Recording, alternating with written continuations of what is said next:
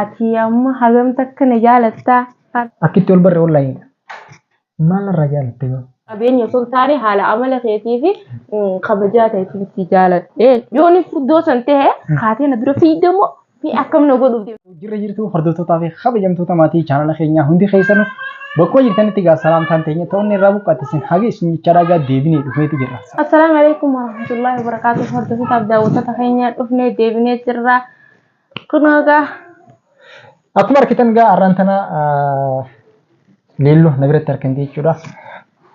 Anis raajuudha isinis leelloodha. nu beektan jennee yaadna jireenya keenyaa fi jaalala sanuma ibsachuu dhufne waan biraati. Leelloo na biratti argamte waan si gaafadhu jira jettee jechuudha. Ameen. Dhugumatti gaa amma dhugaa kajiyoo kajibbanu taate ati amma hagam takka na jaalattaa faarsantaa dhibba keessaa jechuudha. Hagam takka kana jaalattuun sirraa baruu deemaa tokkoffaa lammaffaa gaatu numa beektaa. Akkam akka itti wal barre walitti dhufeenya keenyaatiin si gaafachuu dhufee jechuudha lammaffaa. Silaahu naaf isin akkuma beektan waliin jirra. Leelloo hangam takka na jaalatta? Hagam takka na jaalattaa waan naaf gaafata jira. Birraa 50. 50 faa yoon jaalata. Ni ta'a. Persentii dhibbarraa persentii 50 faa yoon jaaladha. Persentii 50 immoo leelloon jaaladha. Akkuma argitan jechuudha. Akkuma beektan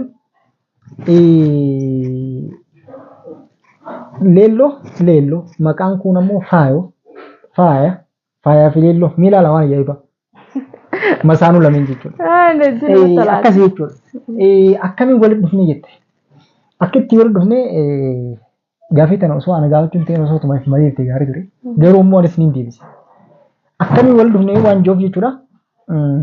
Naafeeti akkamiin wal barre akka itti wal barre online lakkoofsa kiyya isaa akka harkatte garuu immoo ati dubbadhu. Nuti gaa akkuma beekamutti gaa teekinooloojiin babal'attee jirti. Ani lakkoofsaa gaa eessa argatte jechuun kunis waan hin malle ani teekinooloojii waan babal'attee jirtuu fi chaanaala isa gaafatan raqama tokko maxxansanii jiranii. Chaanaaluma kiyya irratti raajii shoo. Raajii shoo kaja'u irratti jechuudha maxxansanii jiranii. Maaliif maxxansanii gaafatan jaartii yaaddootu hidhame jaartii yaaddoo waan manaa deemtee jirti jechuudha. Sanumarraa inanis carraan qabu kanaan itti fayyadamaa eegaan carraa kan argadhee jireetiin asumaanu itti fayyadamuu seenee jechuudha carraa kan innillee garuu jaarsa namaati baay'ee akkuma beekamu gaa namni hundinuu gaa ni beektanii isin hundinuu jaarsa namaati jechuunis gaa komantii badduu hin barreessinaadha. Inni kun nama amala qabeessa. Fakkeenyaaf yoo akka dhiira takka laallee dhiirti lafa jirtu hedduu ammaan tanaa hedduu qushaasha. Akkanaa herregaa. Akkana herregaa immoo jalatti warreen lafa jirtanis akkana herre asumaanuu raajuun nama amala qabeessa nama jaalatamaadha jaaladhe. Leelloo lakkoofsa kiyya anaatu itu isii dura jaalatee anaatu isii barbaadee fidee son taane isiitu sarchi na godhe akkasuma isii sarchi na godhe garuu immoo akkas jechuun kiyya jaalalaaf jireenya jalqabaatiif eenyu si gaafate? Yeroo jalqabaatiif dhalaan jaalala afaan guuttattee siin jaalala jechuun namatti ulfaatti qaanyiidha. Aadaa fi safuu nuti Oromoon safuu fi aadaa fi safuu qabna. Dhalaan afaanii baafattee siin jaalala jechuun ni ulfaatti. Baay'ee takka nutti ulfaatti. Asumaan deebi'ee inni walii babarreessinee liffaa gammadii deddeemu akkasirratti siin jaaladha. Jeen illee jaalala gaafate. Innis jaalala gaafachuuf anis ayyamee fi maal jeesini hima akka nama eebba qabu tokkotti gammadee maashaallah gaa akkasitti naaf raajuun walitti dhufeenya argannee isiniin jaa. Leelloo haala kanaan wal barree garuu immoo yeroo hedduudhaaf ni barreessitee isini. Ani immoo akkuma beektan hojii waan adda addaattis biiziidha. Hojiidhaaf biiziin ture yeroo deebisuudhaaf yeroo harkan garuu immoo halkan yeroo takka zaa afur booda zaa shan booda yeroo takka jechuudha yeroo faayoonis rafte jechuudha. Garumaanu ogguu isin raftee yeroo gartee biiziidhaa hin ta'in jechuudha. Deebisuudhaaf shaakaleen ture eenyu akka taate maaliif akkana barreessite nama jechuun piraankii tana goonamee ta'a yeroo hedduu sooshaal miidiyaa irratti piraankii goonaa miti namootaan tokko nama beekuu dhiiru akkana jee hogguun gaafadhu piraankiin irratti dalagu jirtaa jeen laa wallaahi hansiin jaalladha hanga isin gartee dhuguma sanitti hansiin jaalladhettee hanga isin naan na hin mirkaneessi jechuudha. Anilleen amanuu hin dandeenye. San boodaaf ammoo akka itti wal dhufne ni himamoo ni himta. Laa himti yoo himtallee rakkoo hin qabu. Akka itti wal dhufne san booda footoo ta'e na ergin jeeni. Footoo intala furtuu akka akkasiin na ergite. Maaliif akka ta'e garuu hin beekne. San booda ani ammas deebiinee na ergin jeen. Ogguun sagaleedhaan sagalee isiidhaan ogguu bilbiltee tiyyakkana isiin dhageenyeef ani immoo sooshaal miidiyaa irratti isiin beekaa ati akka nama furdaa nama qallaa nama dheeraa nama akka taatee isiin beekaa nan jette. Ani immoo nama akkasii akka isiin taateef hin beekne ture. San booddee tamam ogguun bilbiluu sagaleen isiidhaa nama qalla na fakkaatte. Sagaleedhaan jechuun nama ni yaadde jechuudha. Ati nama qallaa laa jette ashaangullitti nutti ergite. Ashaangullitti furtuu tokko nama qalla ishee tokko akkasii. Laan jeen ammallee boodarra fatanaan hedduudha egaa waa hedduu turte tararraa booda hoggoonni fi naaf bilbiltee immoo waatsaappiidhaan jechuudha. Hogguu viidiyoodhaan ati naaf bilbiltee wargarreen jechuudha. San booda namanii jechuudha.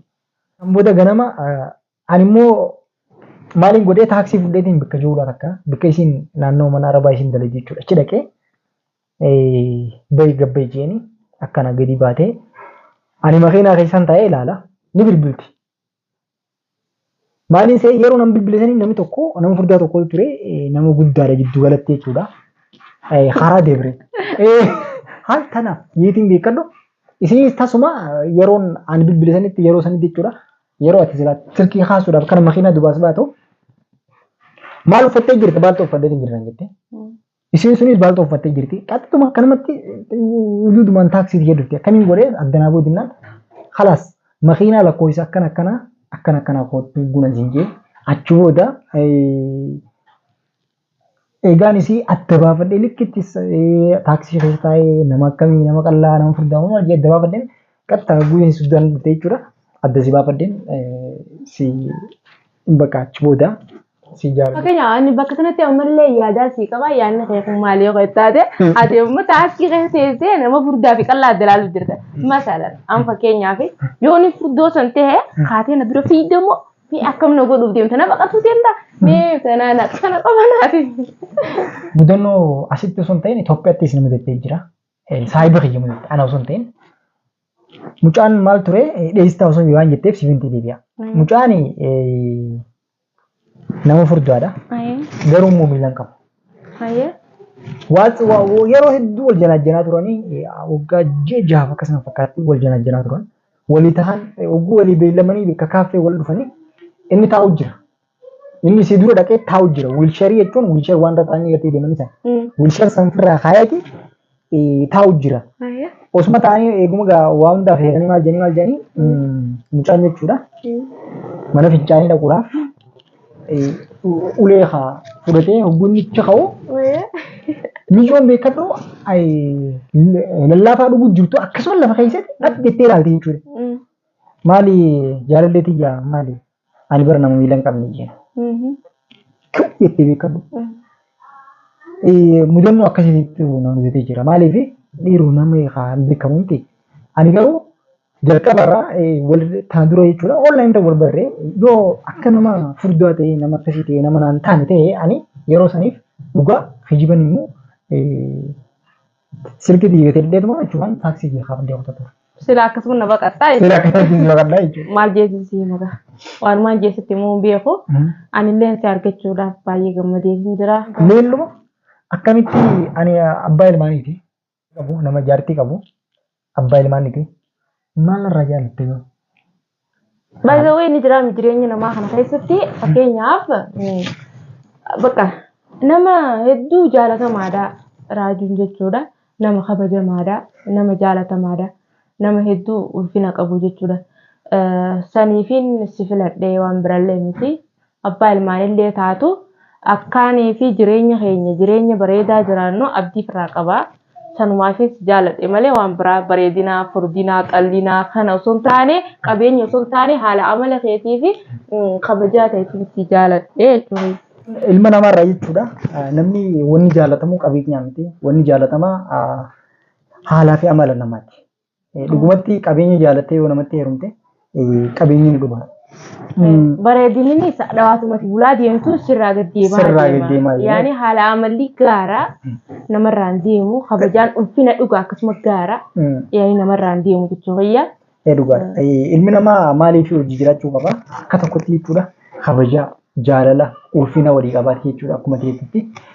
Yoo wal kabajee karaa dheeraa wajjin deemuu danda'a. Yoo nifi wal jaalate jaalalaan karaa dheeraa wajjin deemuu danda'a. Jeetii yaada akka hojjetti jechuudha. Nulleen ganaafillee aadaa godhachuu qabna. Naafii ganaa maatii taanee jirra. Nu qofaamti gaa faayoon isii jirti. Maaliif gana babal'achuu teenya jechuuf hin jedhu. Waan naafi faayoo waan takka waan nu gidduu jirtu ganaa waan takka hin jirtu naaf isin obboleeyyanii manguddoo jaarsolii biyyaa jechuudha akka bijaanitti itti ergii anaatu waan kana hunda akka nurraa fixu godha. Akka asiitu araarfata jechuudha. Anaatu araarfata rakkoo. Amma duuba kamii araarfata? Jaarsa keetti heerume.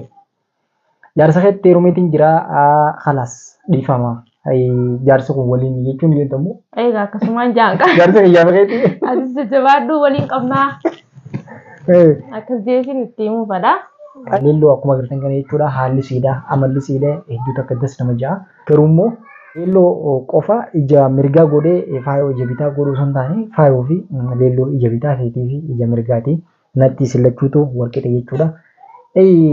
Kanaan jechuu barbaadani. Warreen leelloo jaalatan lakkoofsi tokko tokko warreen ammoo leelloon jaalannu faayoo jaalanneettan lakkoofsa lama barreessaadha.